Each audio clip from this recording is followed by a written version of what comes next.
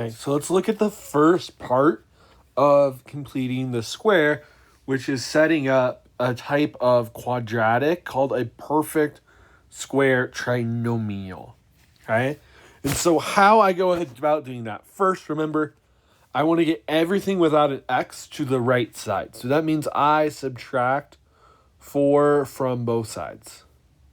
Okay, and so I get x squared minus 8x plus, plus something equals -4 plus something.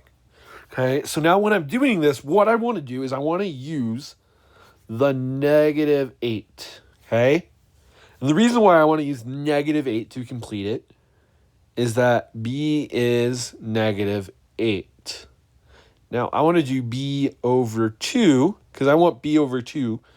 I want to use really b over 2, which is -8 divided by 2, which is -4. But not only do I want to just use b over 2, I want to do b over 2 squared, which is -4 squared, which is 16.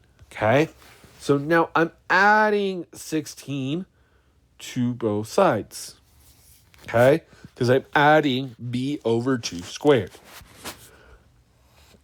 Okay? So now I want to factor.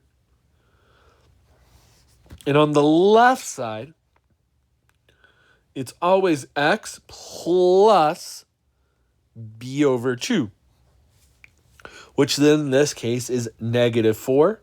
So instead of saying plus, I say -4 squared equals 12. Okay? And that's as far as I'm going to go right now. Okay? Boom.